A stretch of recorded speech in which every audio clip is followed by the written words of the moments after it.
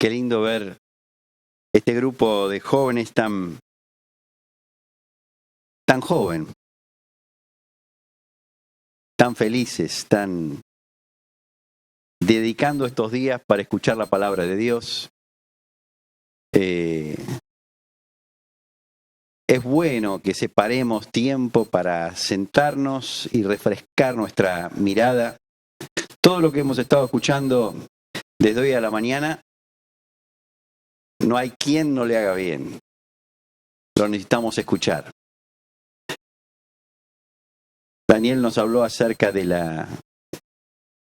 arrepentimiento en nuestra vida, de lo que significa el arrepentimiento, de cómo el arrepentimiento noquea el mandato de nuestro yo, acaba con el señorío del yo y pone a Cristo en el centro. Y la verdad es que si todas las situaciones de nuestra vida las llevamos a por qué ocurrieron, estoy hablando de cosas que estuvieron en desorden, que salieron del propósito de Dios, siempre vamos a encontrar por falta de un corazón arrepentido, por esta rebelión que él mencionaba.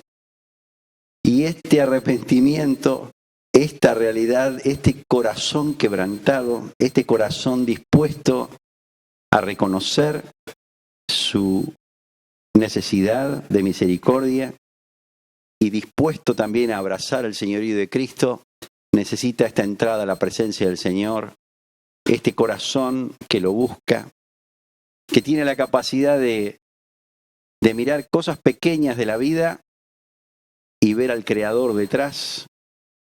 Y esa capacidad va acompañada también por una gracia de Dios para ver nuestra realidad, para ver dónde estamos y para llevarnos al próximo paso.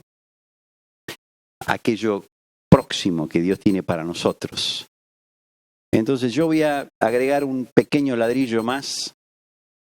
Voy a tratar de hacer, de revolver un poco la olla de nuestra mente, de nuestro entendimiento, de cuál es la voluntad de Dios, de qué es el propósito eterno de Dios, de para qué vivimos, de cuál es la razón del Evangelio del Reino, cuál es la razón de la Iglesia, cuál es el motivo de estar aquí, cuál es el motivo de todos los años que vienen adelante de ustedes y adelante nuestro, porque deseamos conocer lo que está en el corazón de Dios. Estamos... Todo ser humano que vos parás en la calle, no sé, yo tengo la costumbre de preguntarle a la gente, ¿cómo andás con Dios? Y todos te dicen bien.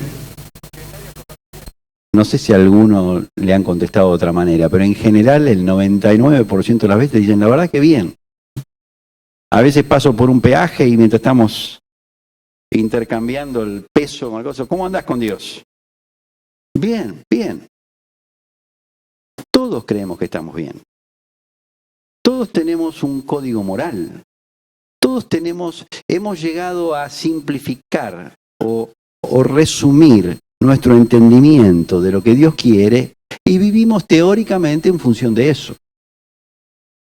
No es ninguna novedad de que sea así.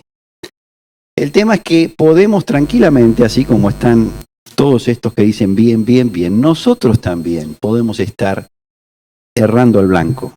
Podemos estar convencidos que estamos en la vía recta y no estar en la vía recta.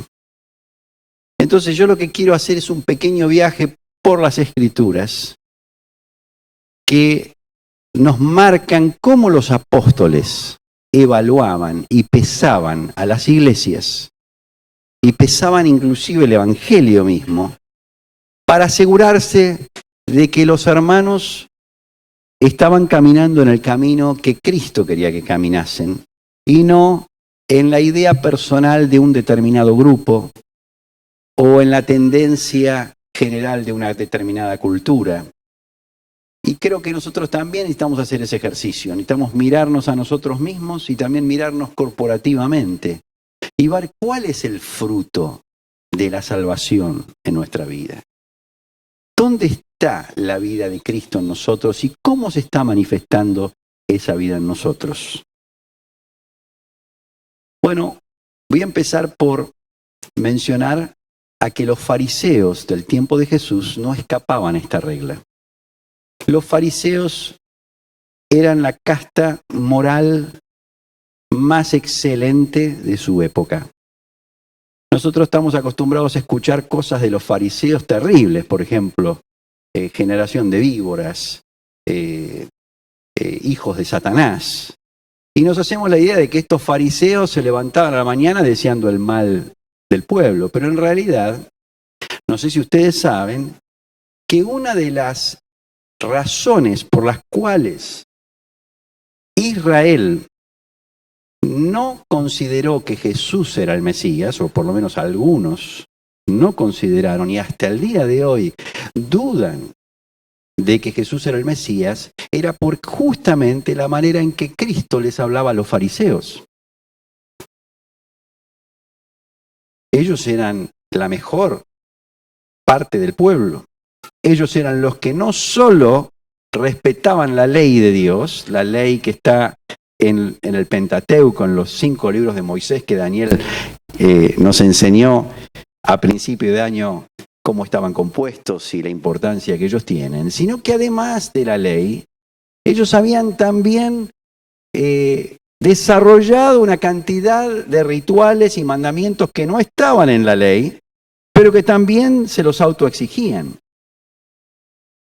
Y para el pueblo era imposible llegar a ser como ellos. Entonces, cuando ven a Jesús diciéndoles a ellos las cosas que les decían, decían, no puede ser, si estos están en el horno, ¿qué me espera a mí?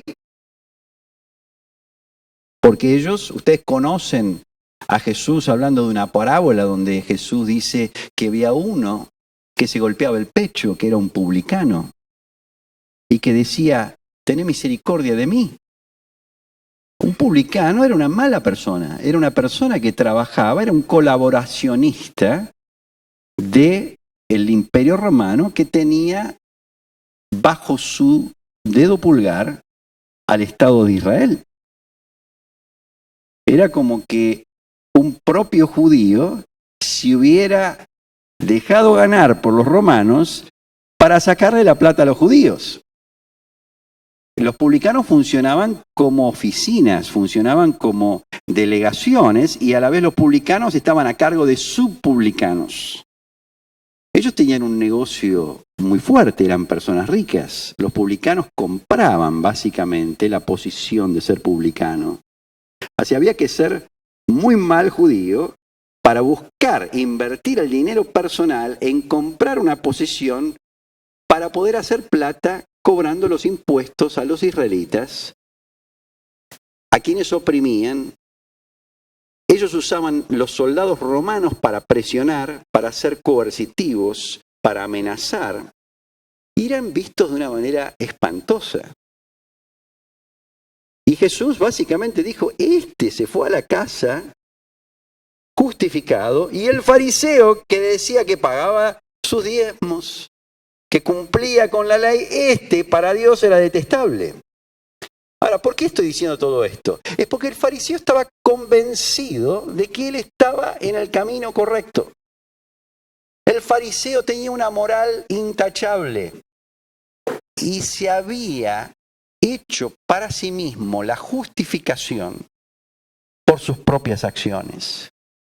Y Jesús estaba mirando no esos actos externos, sino que estaba mirando el corazón orgulloso de este fariseo y el corazón humilde de este publicano que era capaz de reconocer su bajeza. Jesús vino a dar vuelta a la manera que tenía de pensar la gente judía de aquella época de qué era realmente agradar a Dios. Y la pregunta la tenemos que seguir haciendo hoy, ¿qué es realmente agradar a Dios?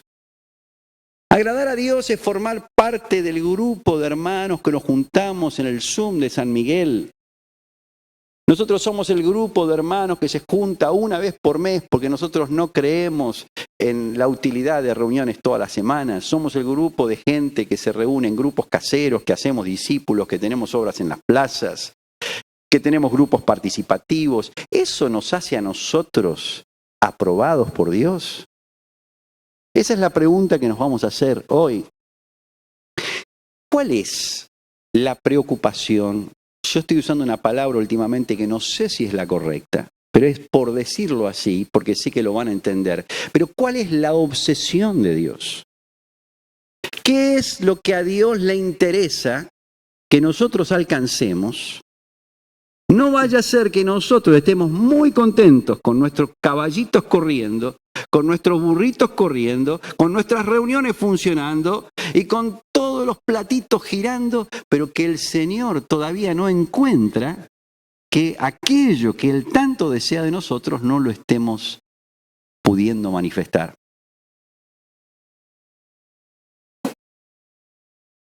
Parece mentira, pero existe el libro de Gálatas. El libro de Gálatas, Pablo usa frases durísimas, porque los Gálatas básicamente habían dado toda la vuelta, habían creído en el Evangelio y ahora de vuelta estaban obrando en función de un cristianismo moralista, un cristianismo que se definía por lo que hago y por lo que no hago, un cristianismo que Pablo califica que ustedes han creído otro evangelio.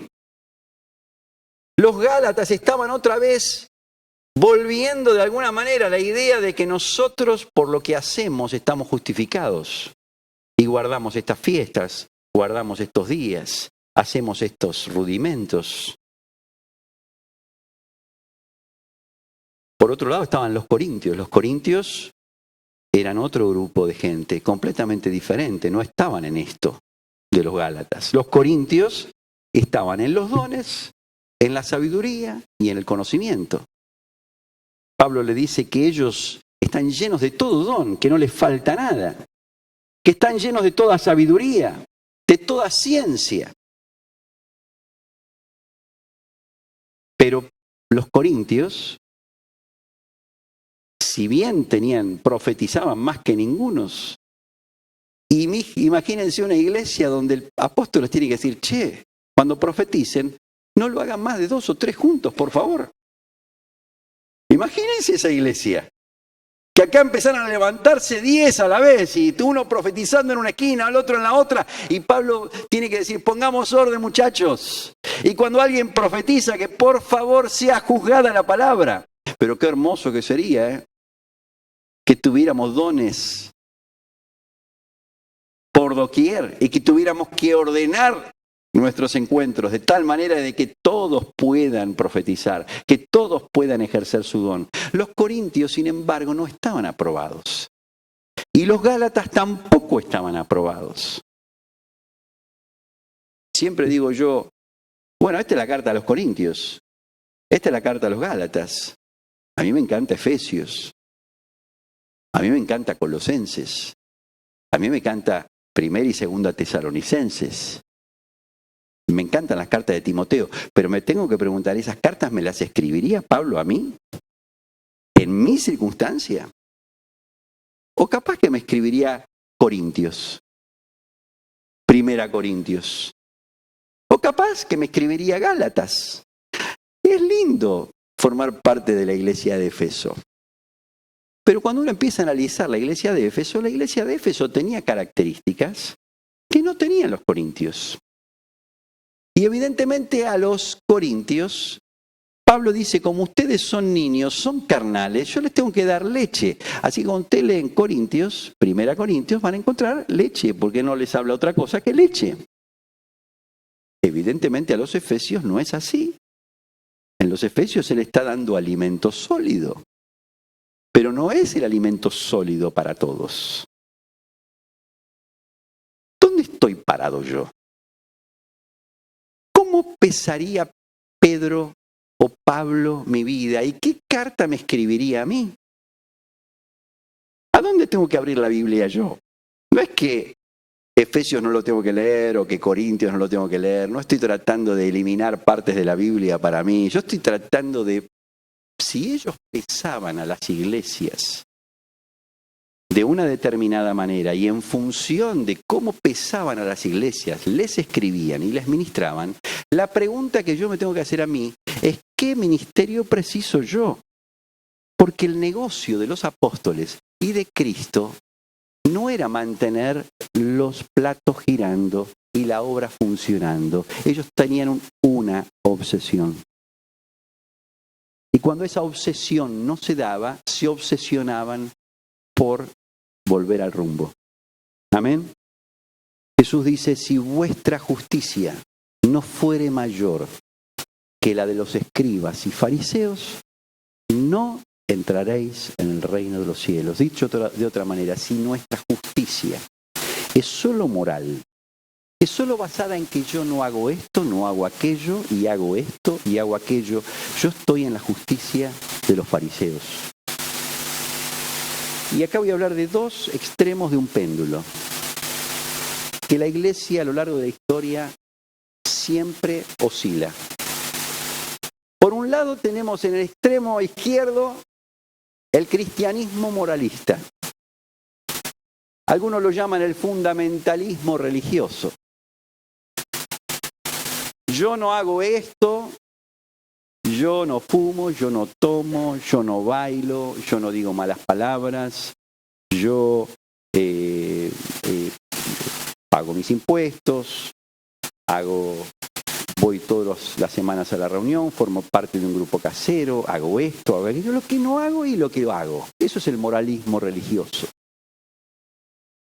Y en el otro extremo del péndulo tenemos el cristianismo de actividad, el cristianismo de obras, el cristianismo de supuestamente frutos. En este cristianismo, que es el otro extremo del péndulo, no importa tanto la moral. Vamos a poner, por ejemplo, y sin tocar negativamente a nadie, pero por ejemplo el movimiento pentecostal se considera que está bien mientras hay milagros, mientras ocurren sanidades, mientras se levantan muertos. Y como estas cosas están ocurriendo, entonces podemos quedarnos tranquilos porque Dios está con nosotros. La conclusión a la que se llega en este extremo del péndulo es que como Dios se está moviendo, estamos en el camino correcto.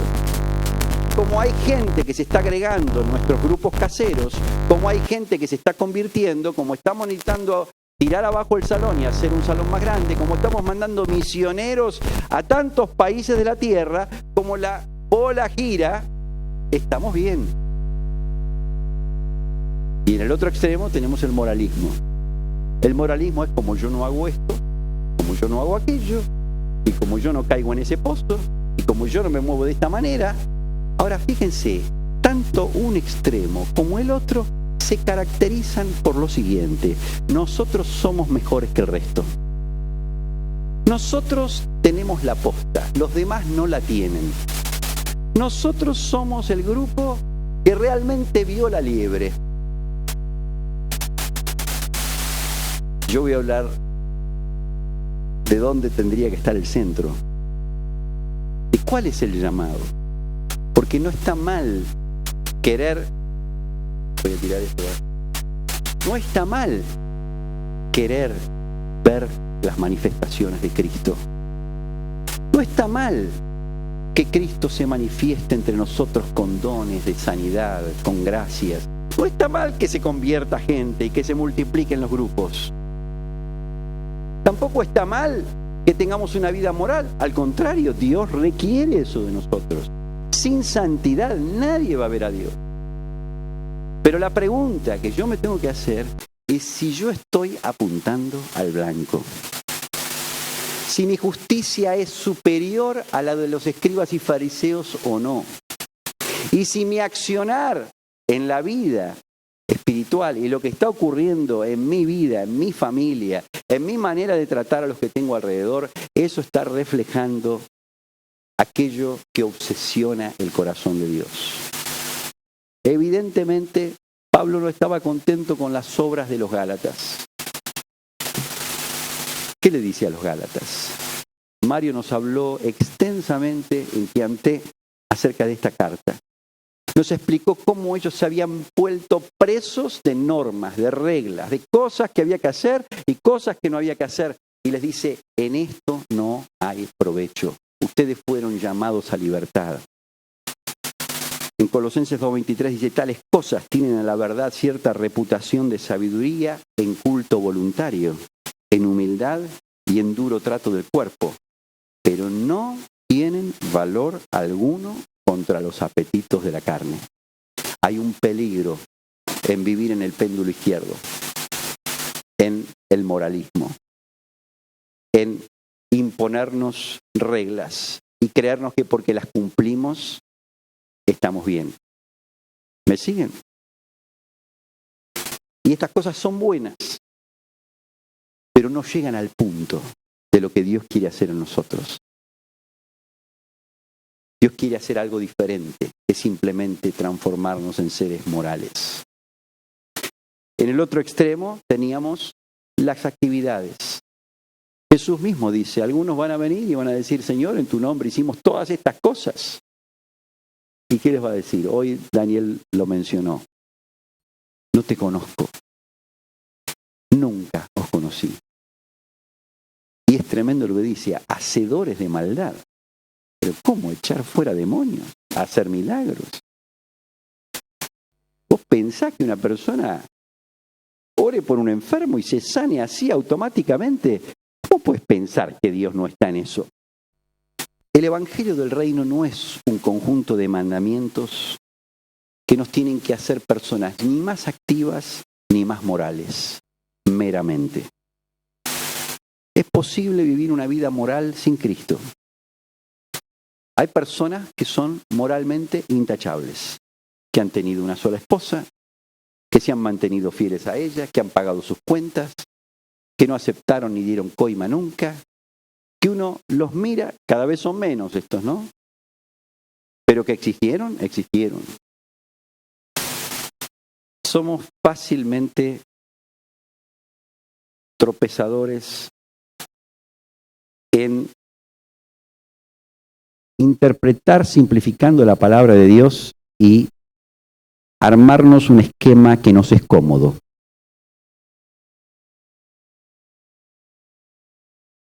Todos tenemos la tendencia de unirnos con aquello que nos parece correcto. Los pentecostales, como decía, se vuelven obsesivos con las señales y milagros. Los bautistas se vuelven obsesivos con la gracia divina y con el perdón gratuito. Y el movimiento del discipulado y de las iglesias en las casas se siente satisfecho con la multiplicación y con el funcionamiento de determinadas formas de los grupos. Ninguno de estos tres que acabo de mencionar están mal.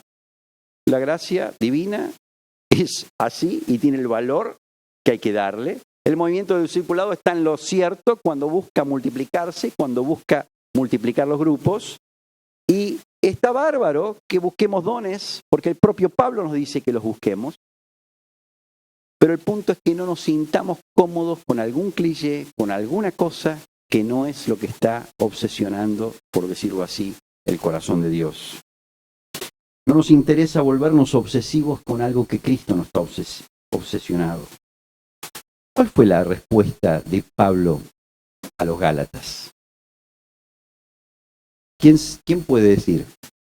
¿Cuál es el meollo de la carta de los Gálatas? Andad en el Espíritu y terminaron en la carne. Y él dice, más el fruto del Espíritu es amor, es gozo, es paz, paciencia, benignidad, bondad, fe, mansedumbre, templanza. Contra tales cosas no hay ley. Hagan esto. Fructifiquen de esta manera. Y nadie va a poder quitarles nada. Esto es lo que le interesa a Dios.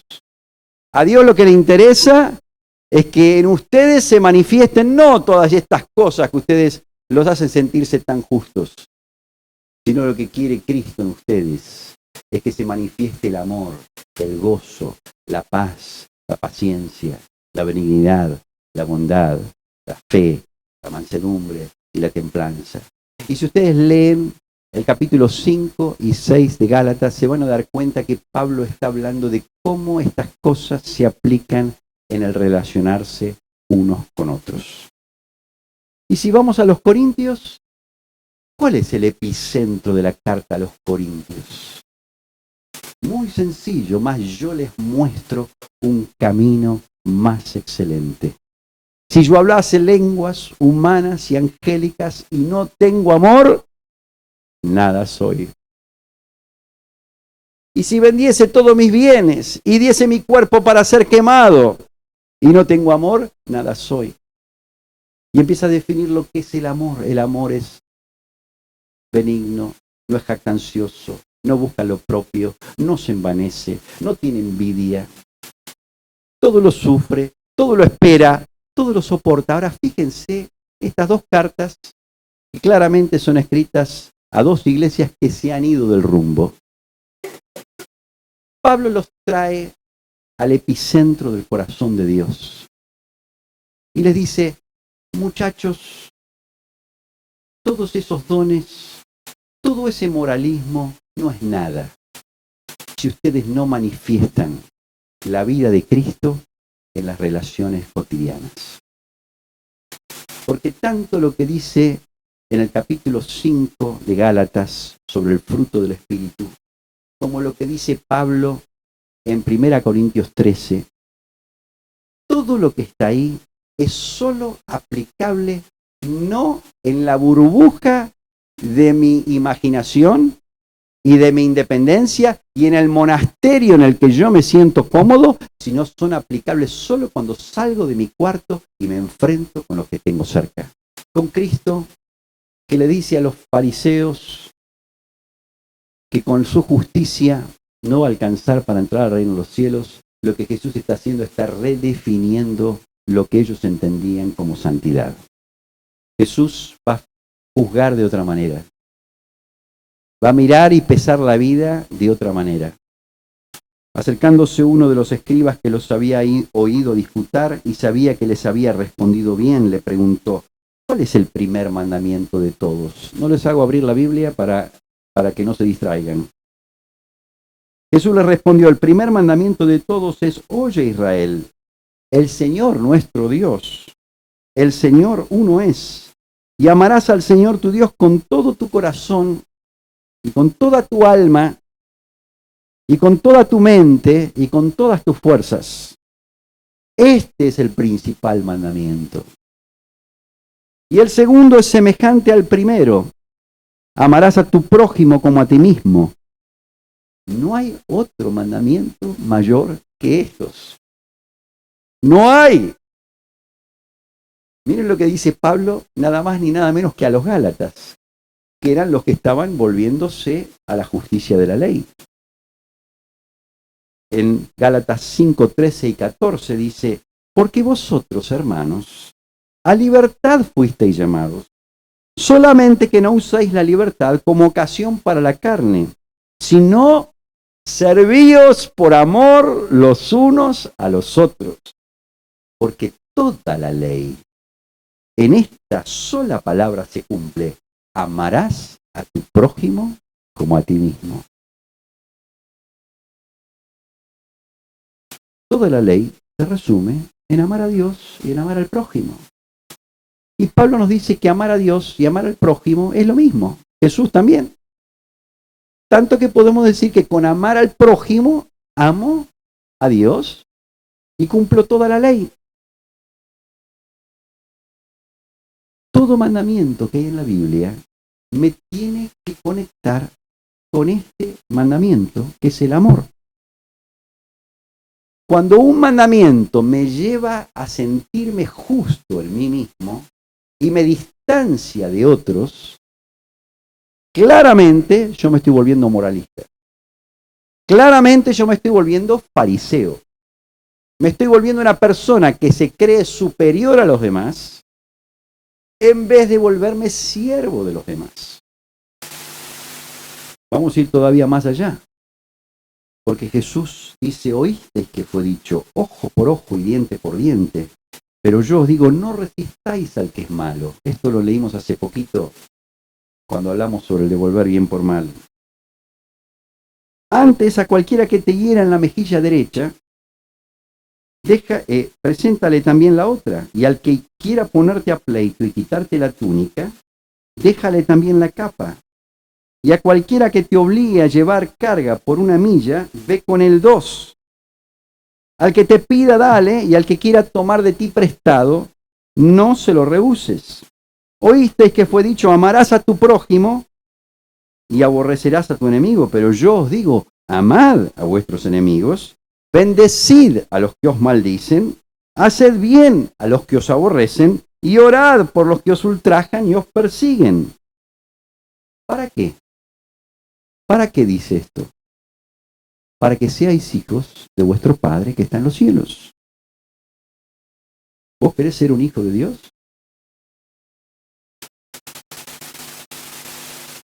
¿Vos querés participar con Cristo en su escuela? Amá al que te hace mal. Bendecí al que te maldice. Orá por el que te calumnia. Porque, Mateo 5:46, porque si amáis a los que os aman, ¿qué recompensa tendréis? ¿No hacen también lo mismo los publicanos? Y si saludáis a vuestros hermanos solamente, ¿qué hacéis de más? ¿No hacen también así los gentiles? Ahora miren cómo dice ahora. Dice, sed pues vosotros perfectos, como vuestro Padre que está en los cielos es perfecto. Hermanos, la perfección no tiene nada que ver con cumplir con una cantidad de parámetros que nos hemos impuesto o que otros nos han impuesto. La perfección tiene que ver con amar al que no nos ama, bendecir al que nos maldice, orar por el que nos calumnia, saludar al que no nos saluda, dar un apretón de manos al que quiere salir corriendo de nuestro lado, sonreírle al que nos mira con una cara de odio, darle un abrazo al que nos hizo mal, visitar al que nos cerró la puerta y no nos quiere ver más. Eso es ser perfectos. Este es el tema central de la palabra de Dios. Es el tema central de la ley de Moisés y es el tema central de la ley de Cristo. Cuando miramos la ley de Cristo y agarramos Mateo 5, 6 y 7, se van a dar cuenta que Jesús no hace otra cosa que señalarnos el camino del amor y de un corazón manso y humilde. De un corazón que es pobre en espíritu, que llora, que es pacificador, que es misericordioso, que tiene un limpio corazón, que sufre persecución por causa de la justicia. Esta es la obsesión de Dios. El amor es también el fruto del Espíritu, como acabamos de ver. O sea, lo primero que el Espíritu produce en uno por la vía del Espíritu en nosotros es el amor. Es también el amor el camino más excelente. Es el que Pablo dice, yo les muestro un camino más excelente. Y empieza a relatar, si yo hablase lenguas humanas y angélicas y no tengo amor, nada soy. El amor es la muestra de que guardamos los mandamientos de Cristo. ¿Quién puede leer Juan 15, 9 y 10? Como el Padre me ha amado, así también yo os he amado. Permaneced en mi amor. Si guardareis mis mandamientos, permaneceréis en mi amor, así como yo he guardado los mandamientos de mi Padre y permanezco en su amor. Amén. Si yo guardo sus mandamientos, permaneceré en su amor.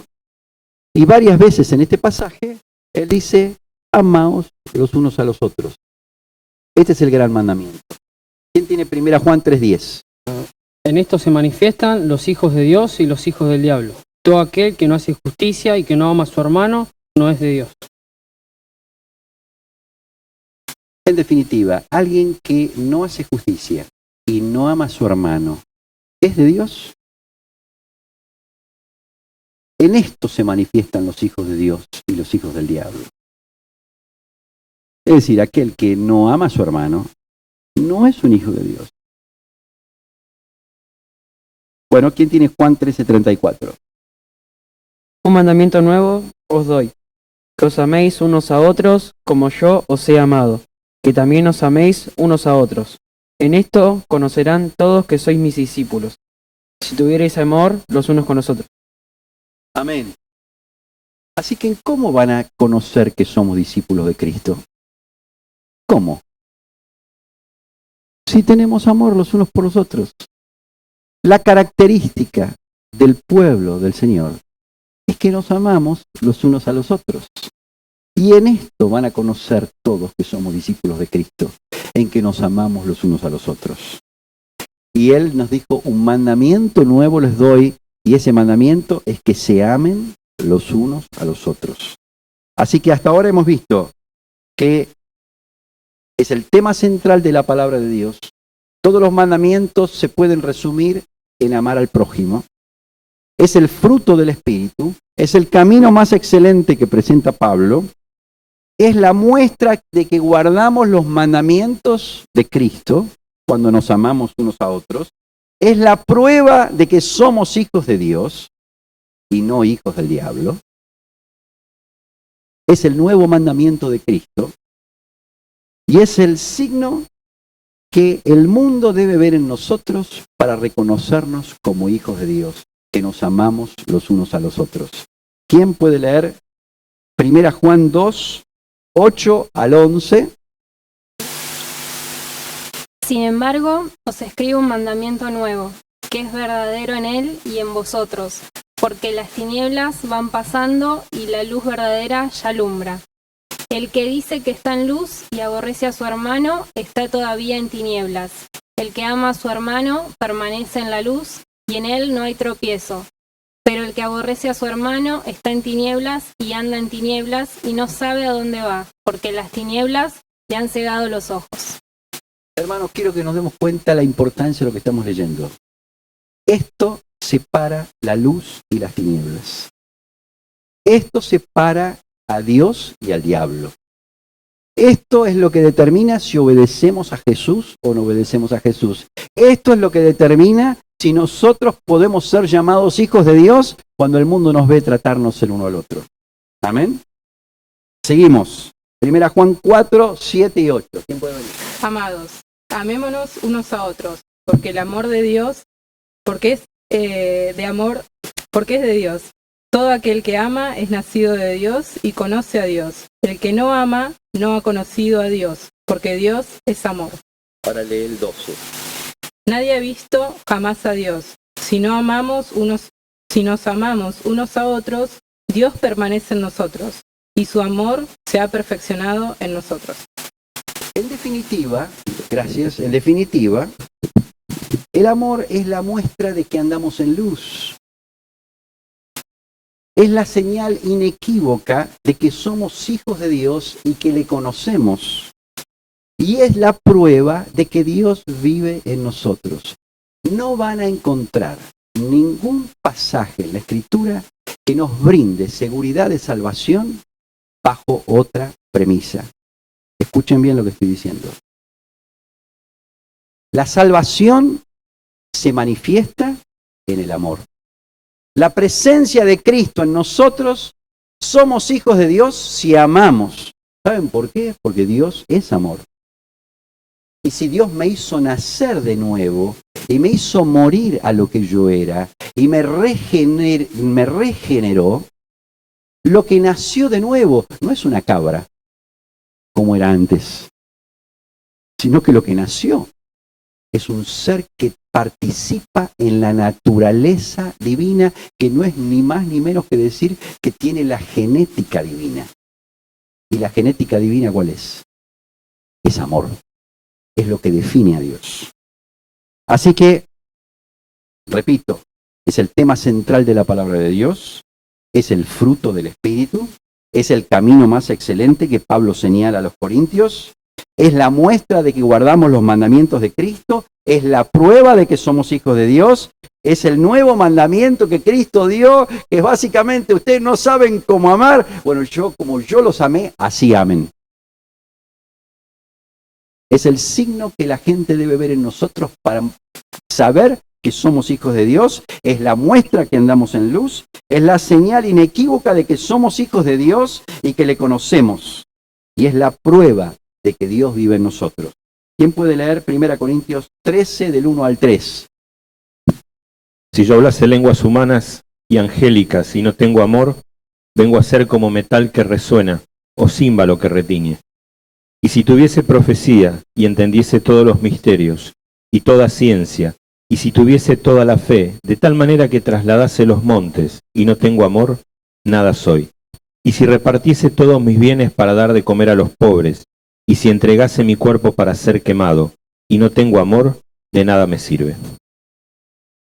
Hermanos, cualquiera de estas categorías que Pablo está básicamente diciendo de nada sirve, nada soy, nosotros las consideraríamos las postas. Alguien que habla lenguas humanas y angélicas, alguien que básicamente profetiza, conoce toda ciencia, todo don, alguien que da su cuerpo para ser quemado, no sé. Me parece imposible pensar que no se puede amar y que termine una persona que hace todo esto llegar a ser nada. Pero es fuertísimo que esté diciendo que estas cosas son absolutamente nada, nada, nada, nada. ¿Quién puede leer Colosenses 3:14? Y sobre todas estas cosas, vestidos de amor, que es el vínculo perfecto. ¿Qué es el amor? Es el vínculo perfecto. El amor es la mayor motivación del discípulo, porque si no tengo amor, no soy nada. Y el amor es el vínculo perfecto. Es la unidad perfecta. No estamos juntos porque pensamos igual. No estamos juntos porque tenemos un montón de cosas en común. No estamos juntos y nos reunimos en un mismo lugar porque creemos la misma teología, porque pensamos más o menos igual respecto de la iglesia, porque creemos en los grupos caseros. Estamos juntos por el vínculo perfecto, porque nos amamos y estamos dispuestos a dar la vida los unos por los otros. 1 Juan 4:8 dice, Dios es amor. O sea, es la misma definición de Dios. ¿Quién puede leer 2 Pedro 1:8? Porque si estas cosas están en vosotros y abundan, no os dejarán estar ociosos ni sin fruto en cuanto al conocimiento de nuestro Señor Jesucristo. Amén. Este es un pasaje muy conocido. Añadida a vuestra fe virtud, paciencia, dominio propio, afecto fraternal, amor. Porque si estas cosas están en vosotros y abundan, no os dejarán estar ociosos y sin frutos. El amor no es solamente un sentimiento, no es algo que ocurre porque yo me siento así, sino que el amor me moviliza con la motivación correcta. Llevo fruto, pero no fruto mío, sino fruto del Espíritu. El amor es el dínamo que mueve mi vida y me lleva a la acción. Amén. Dijimos también 1 Tesalonicenses 3:11 y 12. ¿Quién lo tiene? Mas el mismo Dios y Padre nuestro y nuestro Señor Jesucristo dirija nuestro camino a vosotros. Y el Señor os haga crecer y abundar en amor unos para con otros y para con todos, como también lo hacemos nosotros para con vosotros. Seguí. Una más. Sí. Para que sean afirmados vuestros corazones irreprensibles en santidad delante de Dios nuestro Padre, en la venida de nuestro Señor Jesucristo con todos sus santos. Cuando venga el Señor Jesucristo con todos sus santos, ¿saben lo que sí tenemos que tener? Que no nos puede faltar. Que hayamos abundado en amor los unos con los otros. Esta es nuestra seguridad. Que nos amemos los unos a los otros. O sea, es lo que hará el amor, es lo que hará que nuestros corazones estén afirmados y sean irreprensibles cuando venga Cristo otra vez. ¿No es maravilloso esto? Qué sencillo que es el Evangelio. 2 Pedro 1:11. Porque de esta manera os será otorgada amplia y generosa entrada en el reino eterno de nuestro Señor y Salvador Jesucristo. Nuevamente lo mismo. ¿Cómo va a ser abierta la entrada amplia y generosa a la entrada de nuestro Señor Jesucristo cuando nos amamos. Primera Pedro 4:8. Y ante todo, tened entre vosotros ferviente amor, porque el amor cubrirá multitud de pecados. Así que el amor va a cubrir multitud de pecados. ¿Y qué tenemos que tener entre nosotros? Ferviente amor. Mateo 25, Jesús habla de cuál va a ser la calificación, que va a ser que algunos sean puestos con las ovejas a su derecha y otros sean puestos con las cabras. A los de la derecha le dice, vengan benditos de mi Padre y hereden el lugar que yo tengo preparado para ustedes, porque tuve hambre, me dieron de comer, tuve sed, me dieron de beber, estuve enfermo, me visitaron, estuve preso y vinieron a mí. Y estos ovejitas le van a decir, pero ¿cuándo estuviste enfermo? ¿Cuándo estuviste preso? ¿Cuándo te visitamos en la cárcel? ¿Cuándo te dimos de comer? Por cuanto lo hicisteis a uno de estos mis hermanos más pequeños, que claramente es en referencia a haber servido a los hermanos de la casa de Dios. Los hermanos más pequeños son, eres el primogénito entre muchos hermanos. Se está refiriendo claramente al amor que hemos dado a Jesús cuando se lo dábamos a los hermanitos más pequeños de Jesús, que son ni más ni menos los que tenemos al lado. Y a los de la izquierda le va a decir, salgan de acá, al fuego preparado para ustedes. ¿Por qué? ¿Por qué? ¿Por qué? Porque tuve hambre y no me dieron de comer. Tuve sed y no me dieron de beber. Estuve enfermo y no me visitaron. Estuve preso y no vinieron a mí. Y por cuanto no le hicisteis a estos, mis hermanos más pequeños, a mí no me lo hicisteis. Hermanos, el juicio final no es un juicio de obras. El juicio final no es un juicio de qué grupo casero fuiste. A ver, contame un poco tu entendimiento de la salvación. A ver, explícame un poco qué creías vos respecto de los dones. ¿Eras dispensacionalista? ¿Eras calvinista? ¿Qué eras? ¿Vos formabas parte de una estructura así, asá? La verdad es que lo único que queda en pie, chicos, ese día es lo que hicimos por los hermanos más pequeños de Jesús. Lo que define a un hijo de Dios y que muestra que tiene la genética de Dios es que ama a sus hermanos. Lo que define a un hijo de Dios no es cuánto sabe de Biblia, si sabe dónde está tal pasaje, si no está, todo eso tiene su valor. No estamos poniendo una cosa contra la otra, pero si cuando yo leo la Biblia y cuando yo me pongo a orar y cuando yo me pongo a aprender la voluntad de Dios para mi vida, para mi familia, para mi grupo casero, no me lleva eso a tratar amorosamente a los que tengo al lado. Hermanos, me metí en una cajita que se llama religión. Religiosidad. Me siento contento porque gira mi plato, aunque los que están al lado mío no ven a Cristo. Y yo lo que quiero marcar hoy acá es que ustedes vivan una vida, siendo jóvenes, una vida que le da el blanco. Una vida que está llena de amor. Déjenme decirles que este llamado de Jesús y este mandamiento es el mandamiento más dulce que hay. Es el mandamiento que termina con el yo. Es el mandamiento que hace que el grano de trigo caiga a tierra y muera y lleve fruto.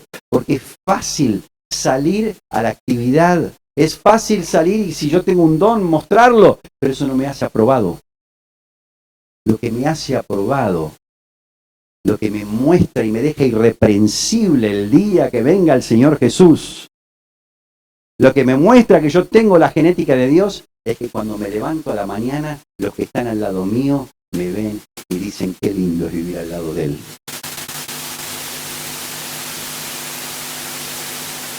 Esta persona manifiesta un olor distinto. Tiene una manera de trato, tiene una manera de preocuparse, tiene una manera de unirse, tiene una manera de responder.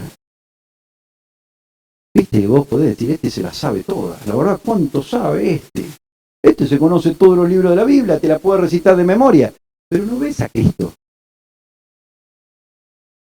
Tenemos que cuidarnos, hermanos, estando en un ambiente cristiano, estando expuestos a verdades gloriosas, y que estando al lado de hombres y mujeres preciosos y llenos de Cristo, nosotros no tomemos del Cristo que está en ellos y aprendamos a amar como ellos. ¿Me entienden lo que estoy diciendo? Estoy tratando de que nos enfoquemos en nuestro corazón, porque es ahí donde se enfocó Jesús. Amén.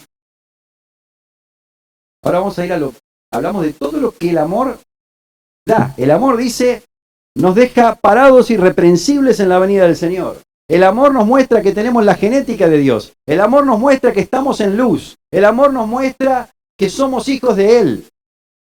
Ahora vamos a decir lo que la falta de amor muestra. Ahora yo voy a decirles algunas citas, ustedes anótenlas y léanlas porque no nos da el tiempo. Pero por ejemplo, 1 Juan 4, 20 y 21 dice que si alguno dice que ama a Dios y no ama a su hermano, es un mentiroso. Es fuerte, hermanos. Si alguno dice que ama a Dios y no ama a su hermano, es un mentiroso. 1 Juan 2, 8 al 11 dice que el que no ama a su hermano está en tinieblas y no sabe dónde va. En 1 Juan 3, 10 y 11 dice que el que no ama no es de Dios. En 1 Juan 3, 14 dice que el que no ama a su hermano permanece en muerte. No dice, anda medio caído con su fe. No dice, necesita que le den un empujoncito. Está en muerte, está en tinieblas, es un mentiroso. Es sorprendente los calificativos que la Biblia pone al no amar. No anda con medias tintas. Sigamos. 1 Juan 4, 7 y 8 dice, el que no ama no conoce a Dios. En 2 Pedro 1, 9 dice que el que no ama es ciego, que tiene la vista muy corta y se ha olvidado de la purificación de sus antiguos pecados. Y en Mateo 25, 45 dice que el que no ama estará a la izquierda de Cristo con las cabras en el juicio final. Hermanos, cuidemos más cómo nos tratamos. Estemos un poco más obsesionados con sonreír, con ser gentiles, con responder amorosamente, con mirar las necesidades de los que tenemos al lado, con estar pensando en el otro, con estar rindiendo la vida a los hermanos. No nos quedemos con un código moral. No nos quedemos, yo no hago esto, no hago aquello, y encima voy a hacer esto, y hago aquello, y hago aquello. Por favor, hermanos, eso no nos va a hacer entrar a la presencia de Dios. La motivación grande es que si yo no tengo amor, no soy nada. De nada me sirve todo lo que yo haga. Y cosas bastante fuertes, dice Pablo, que no sirven y son nada. Por otro lado, les quiero decir, el amor no es un sentimiento, es un mandamiento, es una orden. Es la orden que suplanta todas las demás órdenes. Es la orden que envuelve a todos los mandamientos de las Escrituras. Y es una orden. 1 Juan 2, 7 al 10 dice, hermanos, no os escribo un mandamiento nuevo, sino el mandamiento antiguo que habéis tenido desde el principio. Este mandamiento antiguo es la palabra que habéis oído desde el principio. Hermanos, esto es lo que Dios quería de Israel. No es que ahora cambió y con la venida de Jesús hay otra ley.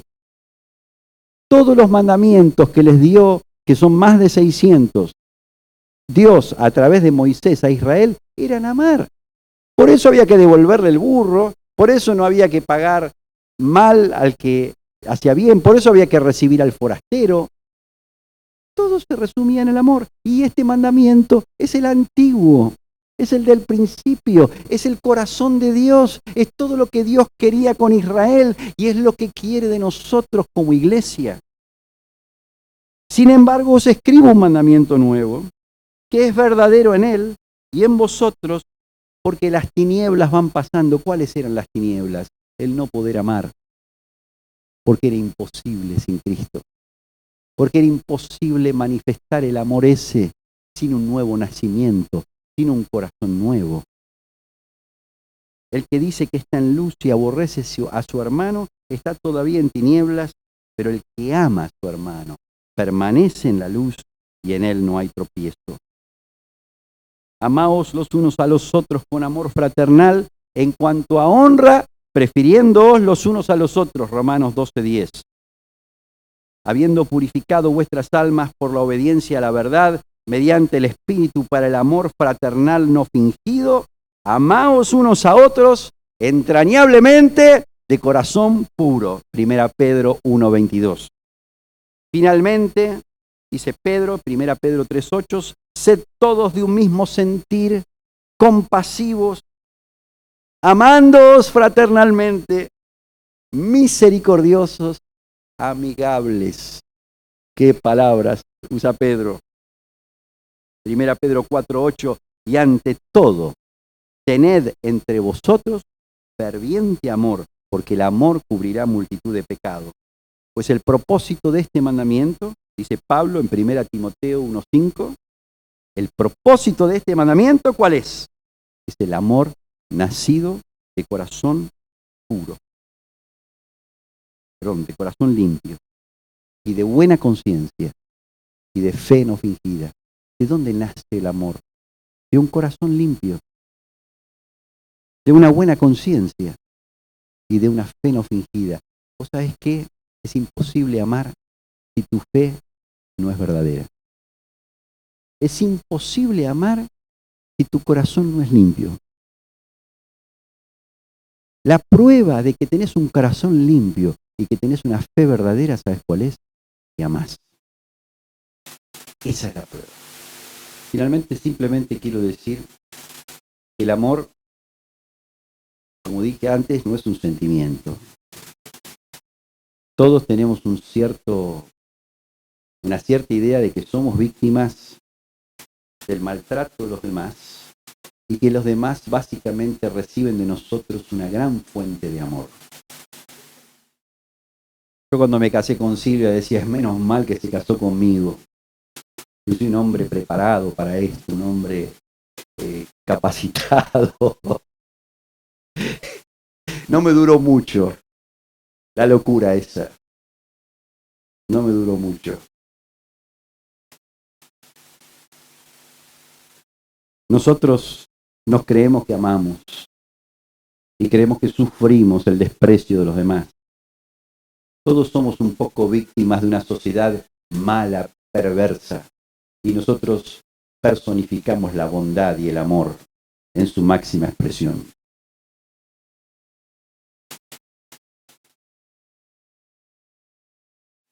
Había un hermano, no estaba convertido, que estábamos tratando de ganar a su familia y él a cada rato hablaba de lo bueno que era. Yo siempre hablo de él. Se convirtió, después se bautizó y hablo tranquilo, pero fue lo único que yo escuché, que cuando hablaba de lo bueno que era él y de cuánto amaba de verdad a su esposa y a su hija, que estaban al lado de él haciendo así, se largó a llorar de la emoción.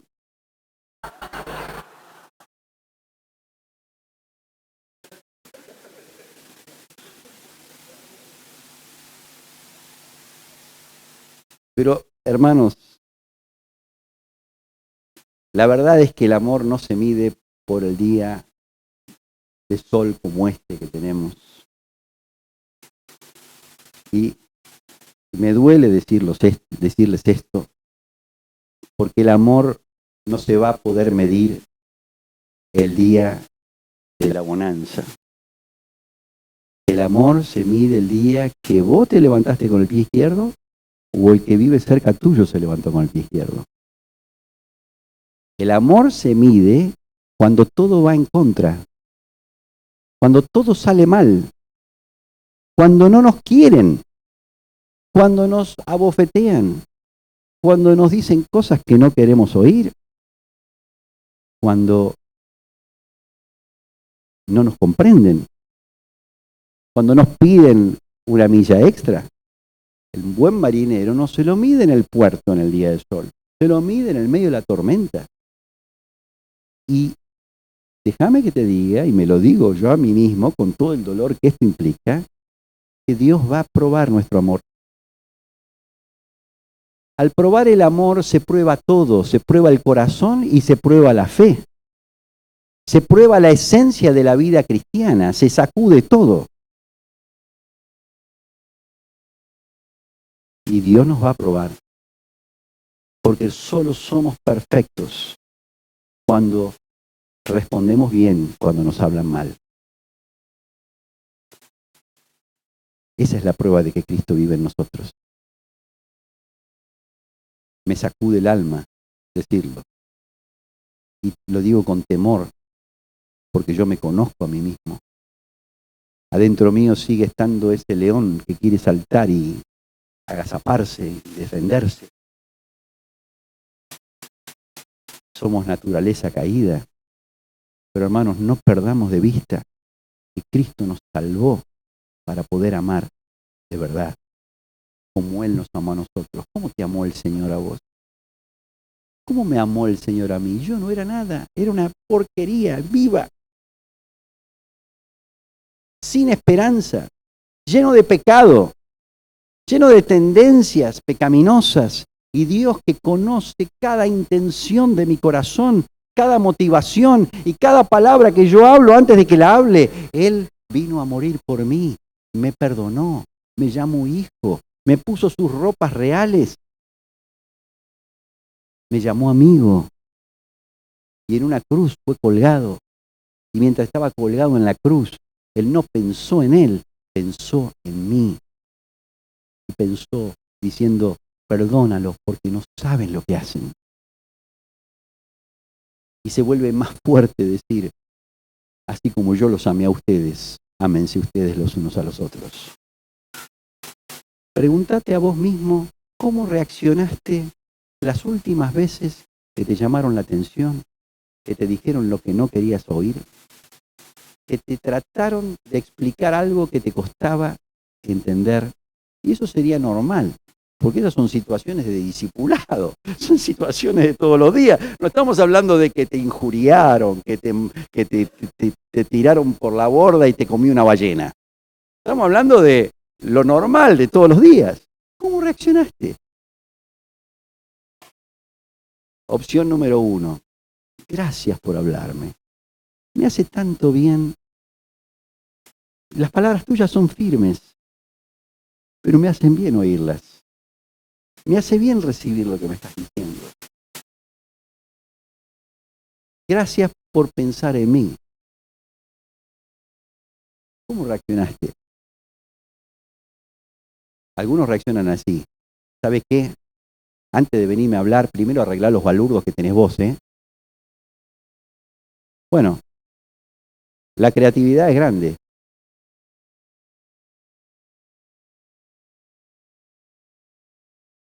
Somos expertos en no admitir una mínima. Yo estoy primero en esta lista, ¿eh? Por eso digo somos. Y vamos a luchar con esto hasta el día que nos pongan adentro del cajón y cierren la tapa, y ese día, gracias a Dios, se acabó. Consumado es.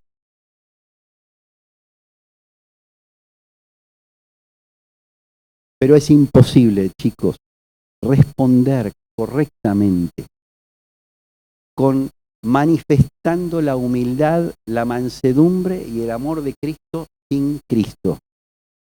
Se puede hacer todo lo demás.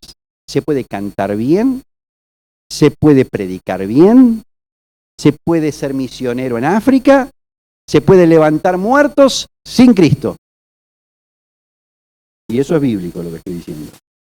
Pero es imposible que yo ame de verdad, que yo responda manifestando el carácter de Cristo si Cristo no está en mí. ¿Entienden el péndulo del que estoy hablando? Los péndulos, los extremos del péndulo son muletillas para sentirme justificado sin Cristo. Mantengo la pelota funcionando, he levantado muertos, he sanado enfermos, he hecho milagros. Es prueba de que Dios está en mí. Trátenme bien, cuidado con venirme con observaciones, cuidado con tratarme bien. Déjame bien las cosas, Mirá que yo soy un siervo de Dios.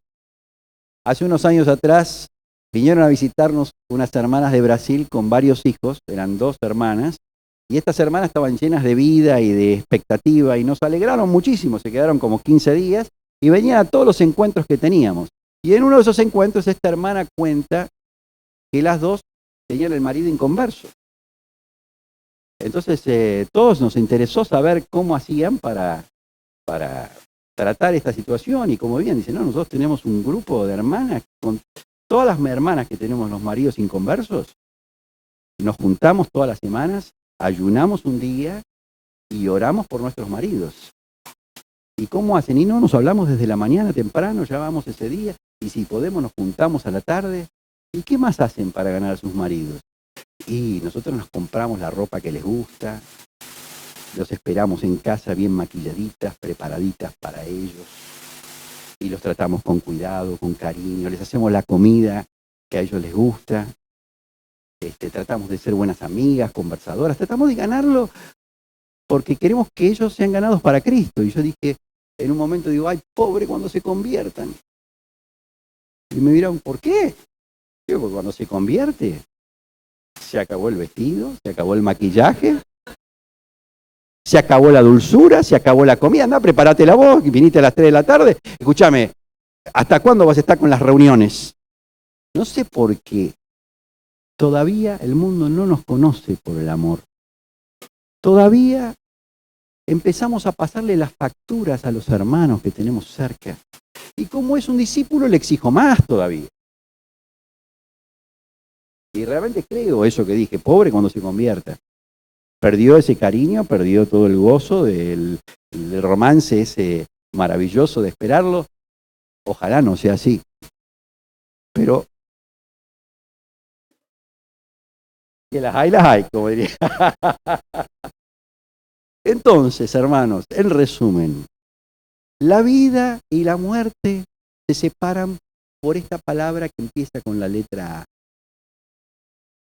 La vida cristiana es amar. Y yo no soy ni Gandhi ni Lennon. Porque ellos no sabían nada de lo que era el amor. Ellos no lo entendían. El paz y amor del movimiento hippie no tiene nada que ver con esto. Esto significa dar la vida los unos por los otros. Es no andar pasándole facturas cuando yo estoy lleno de facturas impagas. Esto es aprender a tratarnos con dulzura. Ahora ustedes cuando vuelvan a su casa y vuelvan a la vida normal y se encuentren otra vez con las tormentas de todos los días, de la hermana que nunca deja las cosas en su lugar, del papá que siempre les llama la atención por las mismas cosas, empiecen a entender que están frente a la vida y la muerte. Empiecen a entender que la manera en que ustedes responden ante esas pequeñas tormentas marca cuánto hay de Cristo en ustedes. Yo tengo un sueño. Tengo un sueño. Y es que Dios me haga a mí una máquina de amar. Que mi reacción natural sea pensar el bien. Que Silvia, que mi esposa, me vea cada vez más manso, cada vez más humilde. No por eso deje de ser firme, no por eso deje de tener convicciones, pero que se manifieste la persona de Cristo en mi trato con mi esposa, con mis hijos y con los pocos amigos que tengo que me conocen de arriba abajo. Ellos puedan decir, Dani es manso, Dani es humilde, Dani sabe dar la vida por otros. A mí no me obsesiona otra cosa. Creo que todo lo demás que Dios quiere hacer se va a poder parar sobre esto. Pero ninguna obra que no esté parada sobre esto va a subsistir. Porque aquello que no es de Cristo, que no está producido por Cristo en nosotros, no va a tener la capacidad de mantenerse en el tiempo. Tienen una vida larga por delante ustedes. Las motivaciones tienen que ser las de Cristo. Y yo creo que tendrían que agarrar estos pasajes que yo di y cada uno meditarlos en casa, no se quede con esto que yo estoy diciendo.